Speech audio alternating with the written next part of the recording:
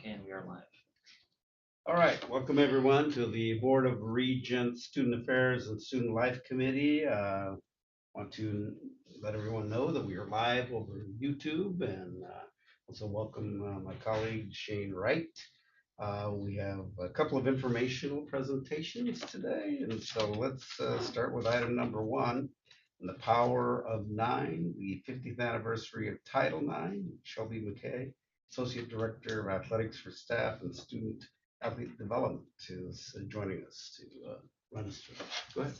Thank you. Thank you. Yes, so as you mentioned, it's the 50th anniversary of Title IX. So that's June 23rd. So we're right outside of that window. So what better way than to talk about and show what we've been doing so far for this anniversary here.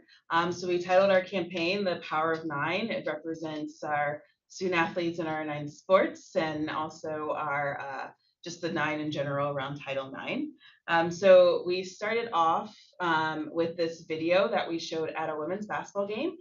So I just wanted to share it with the group so they get a viewpoint of what our focus is around this.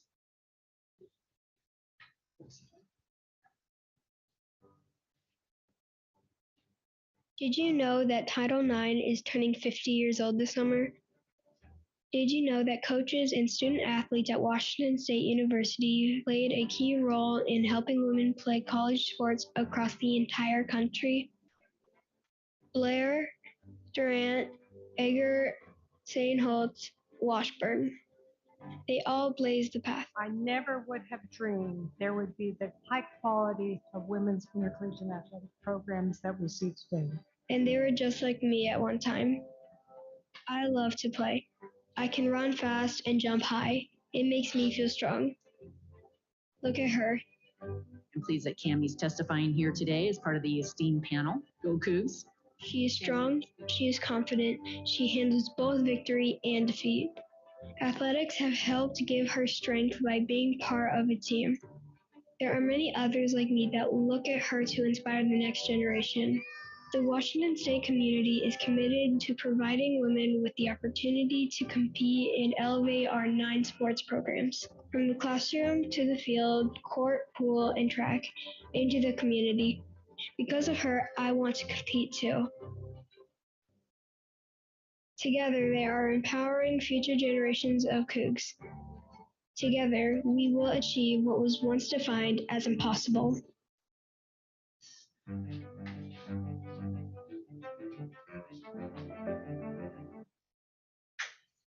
All right, so that was our kickoff in February, and you see in the pictures here, the first is our halftime show where we honored those 5 legends, our pioneers of Title IX that were mentioned in the video, and it dates back to Blair was the case against WSU, and in that book, Let Me Play is a book that we share with those children who came to the game because it was a kids game, got free admission.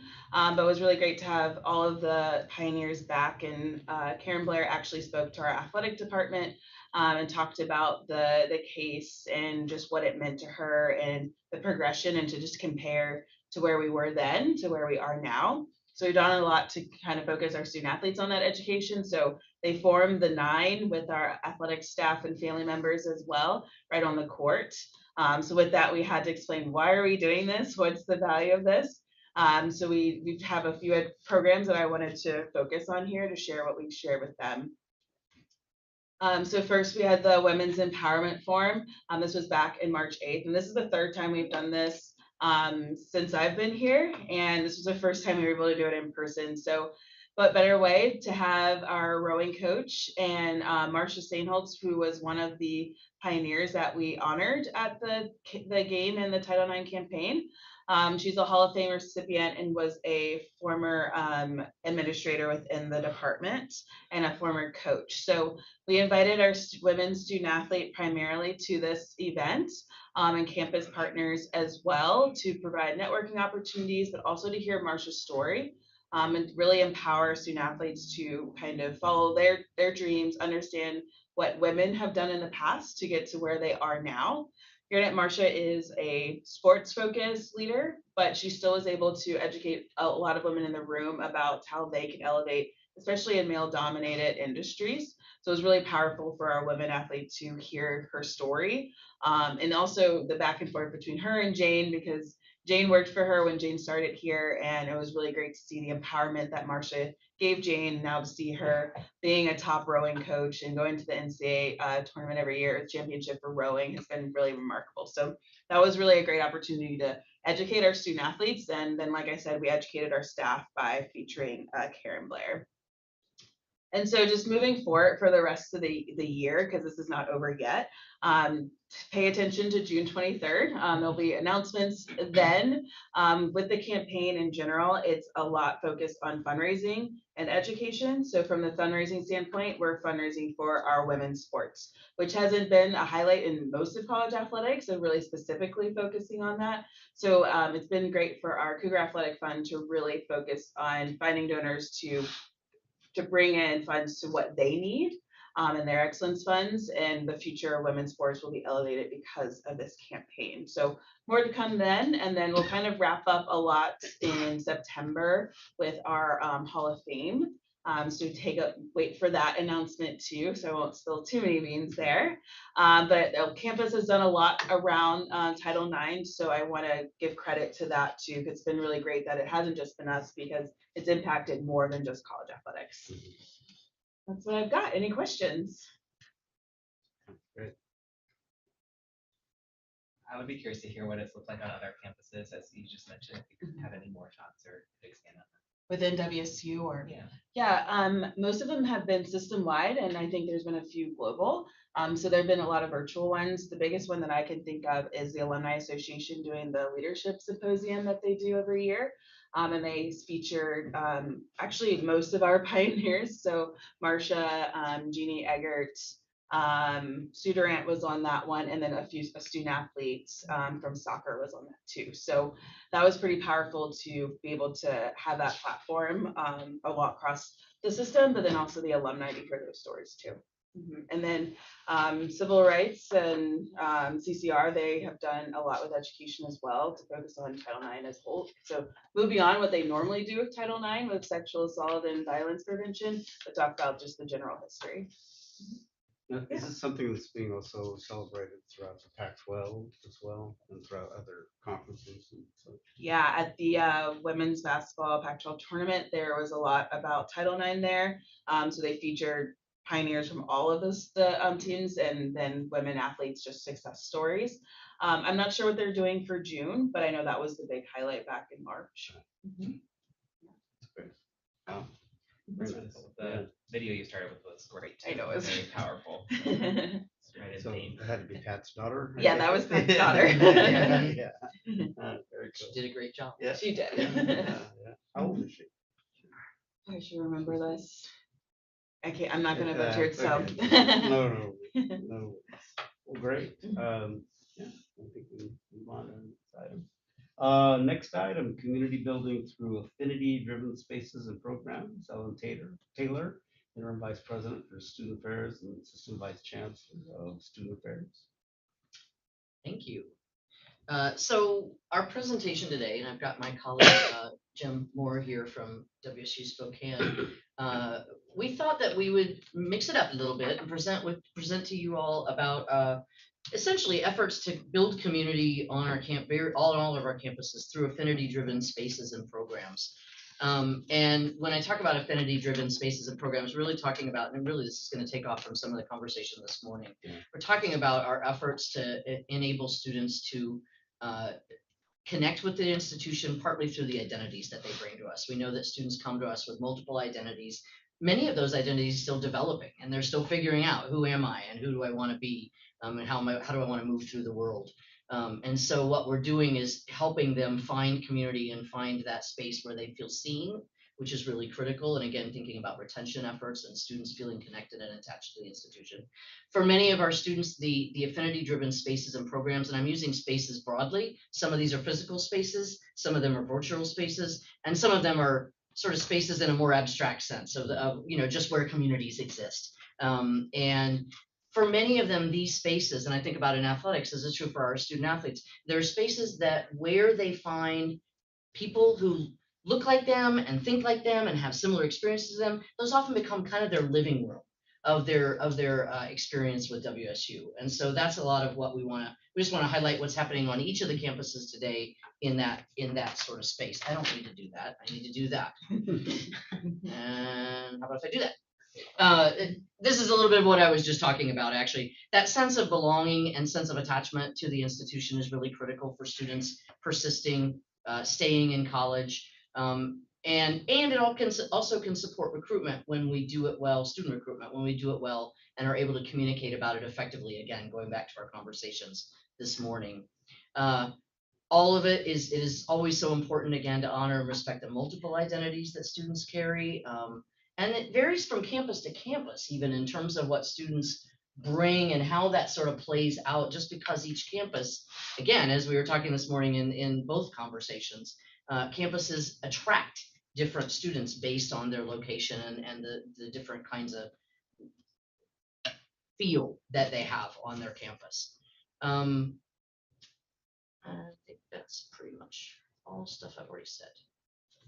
So I'll start with Everett.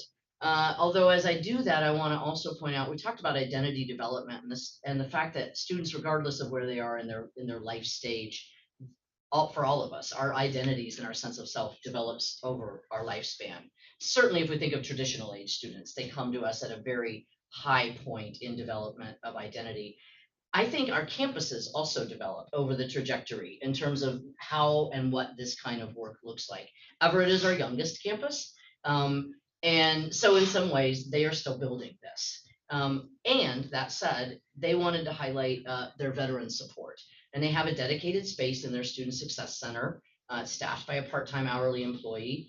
They would say, well, it's a small space. And this is where my response to that is, it's a space. And it is a space where veteran students and military-affiliated students come to the Everett campus, and they see themselves represented, and they see that they are welcomed and that they are seen. And that sort of as an institution, we're saying we see you.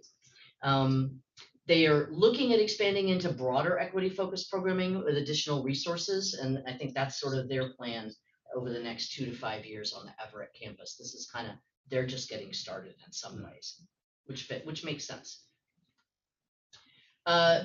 As I talk about this, I've been emphasizing things that staff and faculty do to create affinity-driven spaces. Our students also create affinity-driven spaces. And we learn from them, and we teach them, and we mentor them, and we help them, but they really tell us what they need, and their identities, again, as those evolve in individuals, but also over time, they sort of help guide us in that. So again, on Tri-Cities, these are just some examples of some student organizations and clubs that are very much based in students finding community around particular identities that they hold. Mosaic Center for Student Inclusion, I actually want to just highlight this. I think it's sort of a almost like a signature center for student inclusion, partly because it is so multi-factored in terms of recognizing the multiple identities that students feel they want to connect around. It just opened in September of 2019. I remember seeing it and thinking, wow, this is an amazing space and an amazing effort. And of course, 6 months later, we were all interacting on Zoom. So they're getting that sort of all relaunched this year and looking to next year, and I'm very excited about that. As you all heard at our meeting down in Tri-Cities in March, they're very proud of the work that they do on the Tri-Cities campus around Veterans Center, including the General James Mattis Leadership Library. And again, I think this is that space where the size and the elaborateness of the space matters. It matters, but it matters less than that the spaces exist and that students can find them and that they see themselves sort of reflected in the physical and programming spaces on our campuses. The federally funded programs, and again, I'm going to harken back to the conversation we had this morning.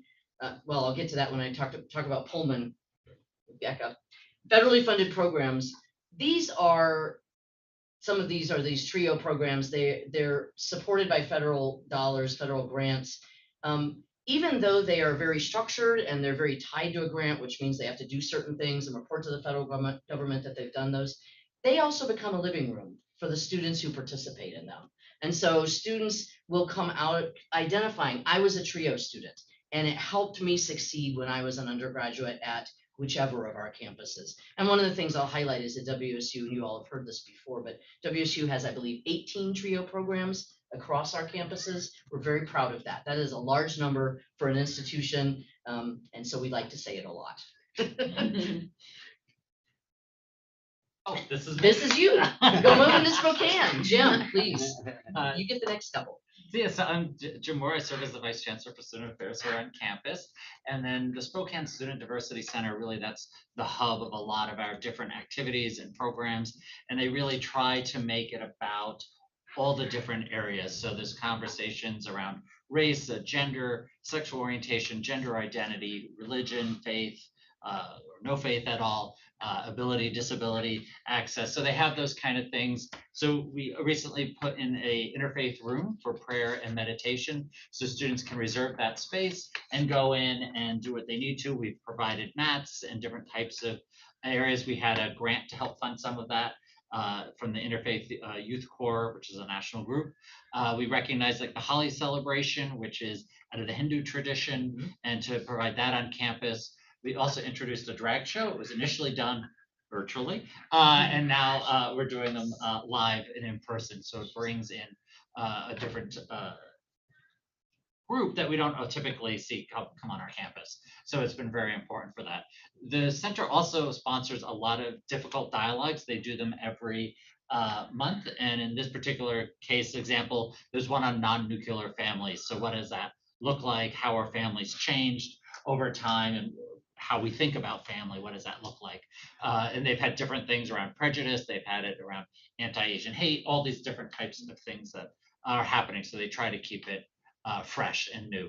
And international student meet and greets. So we've been slowly increasing what we can do for international students. We're seeing an increase in the number of international students. So we added an international student life piece, and that's truly growing. It's really in its infancy and growing, but it's another area. And then they do workshops. They've done them on LGBT ally training. They've done them for microaggressions training, and not just microaggressions training, but also how you if you're someone who experiences microaggressions, how you can cope with that. So it's not just please stop doing microaggressions. It's here's what you can do when you experience one. And then implicit bias training for everyone. You know what? I don't know. What is so some of the other spaces that you talked about, how you've emphasized the staff that are in there? What kind of staffing does the Student Diversity Center is looking at? So the Student Diversity Center has, so actually what we have is a student equity, leadership, and community hub. And so that's combined community engagement and service learning with our student leadership and involvement, so ASWU, clubs, organizations, and our Student Diversity Center. So we have a director who oversees all of that area. We have an assistant director, and then we have a program coordinator who is specific to the Diversity Center. We also then have a program coordinator for leadership and involvement and a program coordinator for community engagement. And the reason I mention all of those is because the idea behind that is to infuse truly equity in every area. So it's more than just, oh, we did a training for student government for 2 hours in August, and that's all the time we need to talk about diversity. How do we talk about and infuse social justice conversations throughout the whole year? So really there's a good staffing there to support that. And then I didn't even mention the student staff. We have, I think, 7 student staff in the Diversity Center itself. So we have. Are they all trained to do this? Yes. Students? Yeah, so the students will go through training in August at the beginning, well, just before school starts, training on everything. They get constant training throughout the year. And so they're able to do all types of programming. They'll help with training when possible, all those types of things. So without them, we wouldn't be able to function. So we need our students. And my president's fun. Push the other one. Oh, see, I'm glad I asked. And then veteran services is something, what we're proud about around veteran services is that we're really expanding our services tremendously. So we just are adding a new this year. We just added a veteran services coordinator who's going to be our certifying official. So our students have always had to contact Pullman, and Pullman is great and wonderful. Yet we also know there's pressure being placed on the people in Pullman. So this will allow us to hopefully relieve some of that and help serve our students here. We do a veterans breakfast every year right around Veterans Day for them. We provide a t-shirt for the incoming veterans. We also then provide coins. If you're familiar with the idea of the challenge coins, when you accomplish something, you get a coin to honor your accomplishment. So they'll get those at graduation. And there's a WSU health sciences specific one. And I think we also give them one that's general WSU because Pullman has that. We do veterans meet and greets. We hired a VA work study, a student to help us with the programming. We've just recently applied for a Vet Corps member, which will provide us someone for 40 hours a week to work on veterans programming and everything. I don't think we've heard back yet as to whether we get it. I think we will, but that'll be great. And then we have the future plans for a dedicated veterans center. And this is, of course, to work with veterans and military affiliated students. So we're pretty excited about the direction we're going, how we're expanding, how we're helping to meet the 8 keys that we've all signed onto for veteran success. That's where we are with veterans. Really enjoying that. Right. More about our veteran students on the Vancouver campus. And again, some of this is student driven and some of this is staff driven. They've got a space there where the Veterans Club meets. They have peer mentors. And again, it's that blend, as Jim was sort of talking about, that blend of the affinity space, the social space, but also meeting some of the needs that veterans in particular have around certifying officials and being easily able to connect with someone who can help them ensure that they're getting access to all of the benefits that they are entitled to for having served. And so really integrating those makes sense for those students who are often more just sort of developmentally mature than some of our students in the sense that they've already served their country and are in a different place in their lives. So pulling that together is important. They also on the Vancouver campus have CELA, the Center for Intercultural Learning and Affirmation. Again, a fair amount of programming that comes out of this. This photo is, I believe, from a pre-pandemic one of the Thrive, which is Truth, History, Resilience, Intersectionality, Voice, and Equity. That is a mouthful. A 4-day program including early introduction to campus and a leadership retreat. So it's partly again about that onboarding of new students, but doing that in a way where they feel they connect with the community, where they see themselves reflected and so on. So again, that's a bit about pulling all of those identities together in a variety of programs. Global Campus wins the prize in my book for the best photo that they chose for their slide. The other thing about this that I really love is that Global in their focusing on students who are also parents, it is such a great reminder that I think it's easy when we talk about identities to think naturally about the sort of if you will, the hard identities. That's not the right word, but sort of think about sort of gender and race and ethnicity and nationality.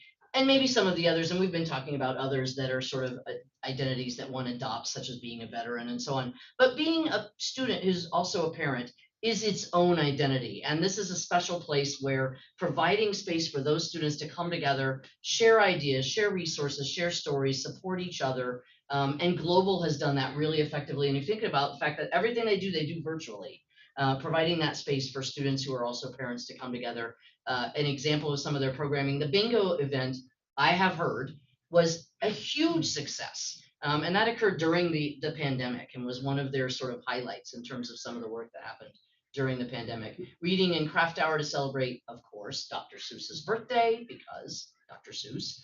And then various other things. The other thing I really love about the work they've done is some of it is around that peer support as students and how do you manage being both a student and a parent. Some of it is also then about parenting, like the tween years, which is really about focusing not just how do I be a student, but I've got these great peers who can help me think about how do I raise a teenager or a just about teenager.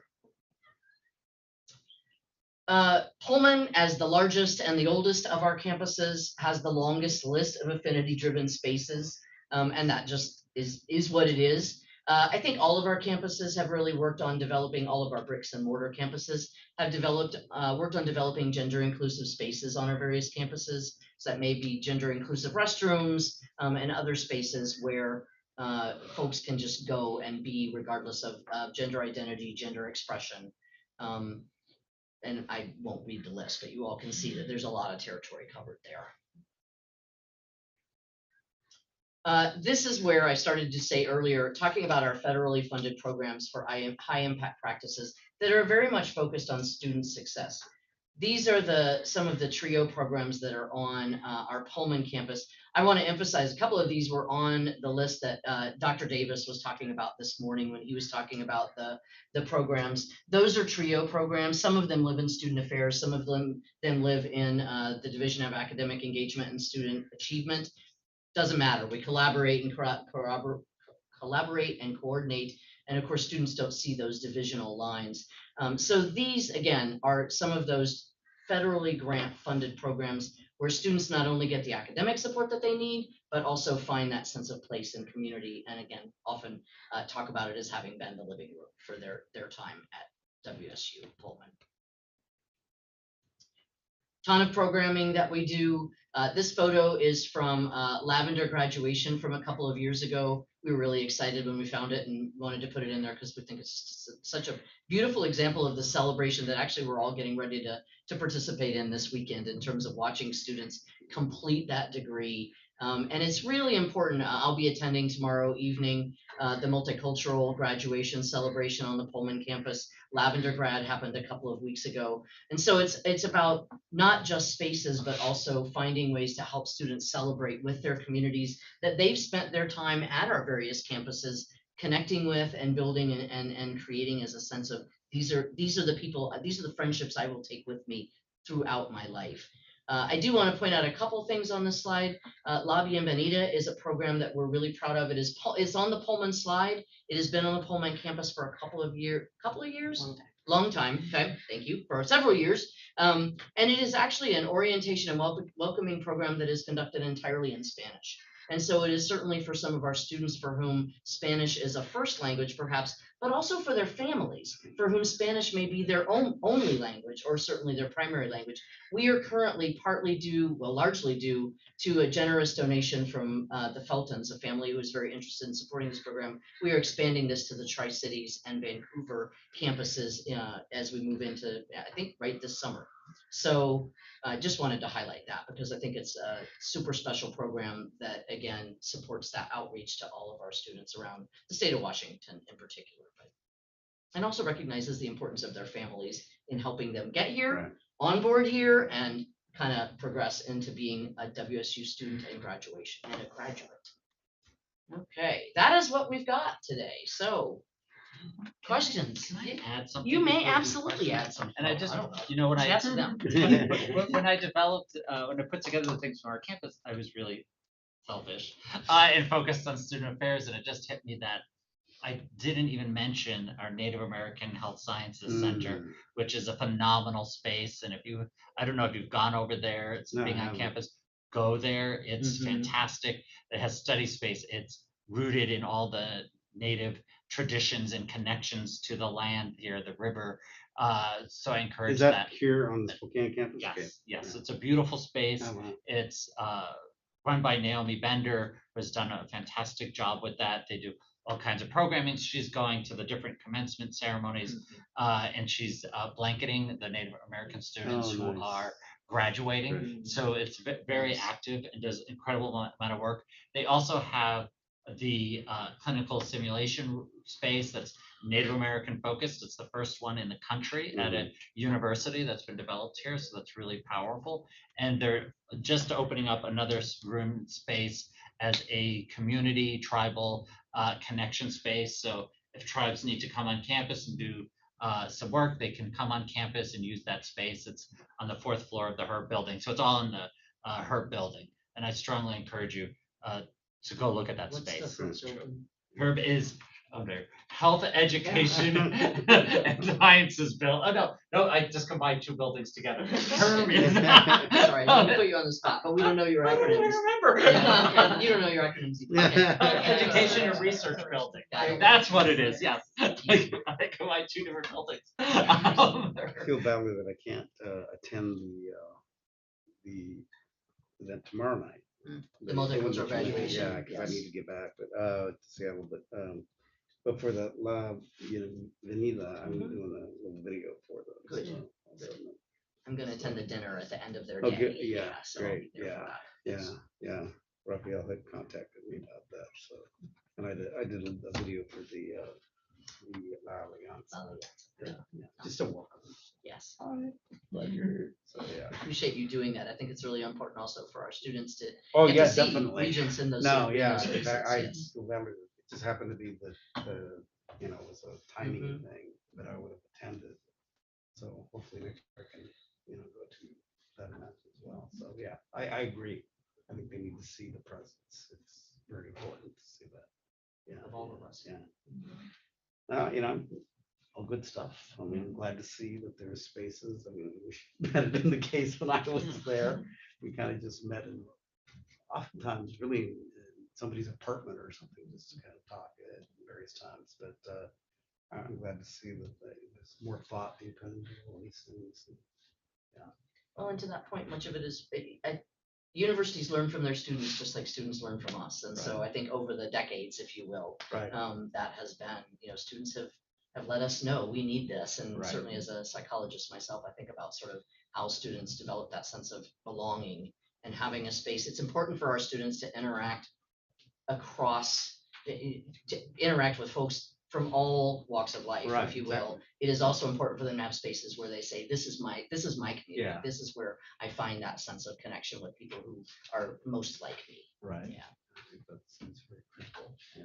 I appreciate seeing it across the campuses too, and I know that list is by no means exhaustive. That needs to really continue. And I will say I graduated from the WSU Vancouver campus in 2016, my undergraduate, and my first year we did not have a diversity center or SELA. We had 5 student staffs that led some programming, and then the next year the staff member who supervises student staffs applied for grants and received funding to kind of expand it. And so over my 4 years at WSU Vancouver, I got to see it as a student who was engaged with that programming, and then move into a student peer relationship, and then move over. They finally developed a student diversity center. So we went that middle year, my second year, from 5 student staff working in a cubicle, and you would think we would rotate, but we actually would cram all 5 of them. Classic student experience. Yeah, pre-COVID. Yeah. And then move into the actual student diversity center space. And then not more than 2 or 3 years later, expanding that to the SELA space, so it's just been incredible for me as a student to see that development and that support from the institution, and incredible staff and faculty who have come together to support that as well. So it's been really exciting for me and interesting to hear about kind of that our experiences juxtapose that sense of belonging that I felt from that space and from the connections I made there. And one thing that it was sad to see kind of dwindle away was there was a shift over from the first 2 years. The student staff ran programming, and in that third year, we shift over to a peer mentorship program where students were volunteering. And so previously they were mentored, but they by an existing student staff. But there was not a whole lot of engagement, and students kind of dwindled out. And that year that it was switched over to you're a volunteer and you're fulfilling a certain number of hours volunteering for some of the programming through the Student Diversity Center at that time, all of the sudden the students who were engaged in that rate stayed much higher. And so I think it was when students were feeling like they were giving something back and they had something to offer back to their community, that investment felt different. And I don't know why that programming went away, but might be something to explore across campuses even, is when students are feeling like they have something, not just that, oh, I'm here for this programming because I need it, and it's a real deficit model, as opposed to thinking these students have incredible strengths and wealth that they can bring, and how they can offer back and feel valuable and work, contributing. I actually really appreciate that input. It sort of taps into what we know, which is students and all of us, the sense of being that I'm giving to my community, it is really critical for most of us. That's sort of a natural human inclination, is to give back to one's community and to be a contributor as well as a receiver of support and wisdom and all of that. And so creating that sort of interactive space is really important. So make a note of that. Yeah. When we had a Regents meeting in Vancouver, when was that? Right, November? January? Yeah, it might have been January. Can't remember. November. November. Okay, yeah. In that area where you were walking in, there was kind of an affinity area there for, I think, the Latino students. I happened to see them, so I walked in and they kind of all looked at me and I said, "Hi, what are you guys doing?" And then they told me about the room. And they go, "Well, what are you? Who are you?" And I said, "Oh, I'm a regent." And, "What's a regent?" So I explained to them quickly what a regent is. And I got to run, got a meeting, but yeah, that was, no, I just thought it was fascinating just to see all that. So that was good. What are you hearing anything from students about what else they'd like to see? Um, always just more. Yeah. More and expanding and so on. Certainly on the Pullman campus, I think one of the we are working on one area is that in the space of veteran support, I think we've been a little bit we've had a number of things in place, but using Spokane as a little bit of an example, that really pulling it together so that there is one place that a student goes, and whether they're going to hang out, study, eat lunch in between classes or whatever, or they're going there to talk to a counselor or advisor about, accessing benefits and figuring out financial aid and so on. I think we can do a better job on our campus about that. And we're hearing from students that they'd like to see us do a better job. So that's a real high priority, I know, for Chancellor Chilton. And we've been engaging around that. So that's one area that I think we're leaning into improving. Jim, do you have what are you hearing from students? I think you're more. More. Always, Yeah, and everybody that makes more. sense. I mean, there's I think, what we continue to hear about, of course, is health services and expanded ones, and not just necessarily mental health. Yeah. Mental health, yes, but also other types of health services. And so we've been expanding to try to accommodate that, of course, through telemedicine, through the contracts with providers, those kind of things. So that's always a work in progress that we're doing. I think really for us, more of that connection and community building, get a sense. This year was difficult as a transition to people were on campus, they weren't on campus, they were virtual, they weren't. I think next year it's going to be a bit more concrete, and we'll be able to work even more closely with students. Yes, or I should probably knock on some wood somewhere. So I think that's some of the stuff that they have been looking for. Past 2 years have been just really hard to figure. We have someone in the audience who Yes. is From the peanut gallery, sorry. The peanut gallery. One thing I was going to comment on is with all of these services on all the campuses, one thing that we are observing is as students return to campus more fully and consistently, they have lost some of that tradition of connection. And so we're having to be really proactive in making sure that they know what resources are available, to Ellen's point, because kind of to reinform them. they've lost that sort of right. traditional, like the older student inviting the younger student, because the older student doesn't even know. They didn't have access to that, or they didn't know it was there. So we're having to navigate some of that a little differently, I think, as we move forward. I think embedded in that, we've talked about this a fair amount. Thank you for bringing that up, Kim. Embedded in that is there's some loss of some traditions that it's then hard for students to figure out sort of what's here for me, in a very broad sense. There's also some opportunity in that I think is incumbent on us on all of our campuses to leverage, that the lack of tradition means that we have some opportunity to create some new traditions. And how do we sort of bring our expertise and our experience to sort of inform what we help students develop in the way of traditions that will be healthy and promoting success and also promoting interaction again across identity lines and boundaries, and helping students connect not just with their own communities but with all communities. Right. Anything else from the peanut gallery? Well, good work, folks. Actually, I'm glad we'll be shifting to a different mode of exchanging information. It's we're talking about moving to more of a committee of the whole thing. Because I often feel like I don't do justice to your presentations, and I mean, you do all this work on this, and I'd like everybody to see it. So, but I really appreciate all the work that you guys do, and really how you're just trying to help students be students, and just deal with life. It's complicated. Life is complicated. It is complicated. It is. Yes. You would think it would get a little easier, but I don't know. Well, okay. Anything else? Appreciate everybody. All right, so just want to note that our meeting has concluded. We're going to be taking a break and then we'll reconvene at 2:30 for the Finance Compliance Committee meeting. The YouTube link for the remainder of the meetings can be found on the WSU Board of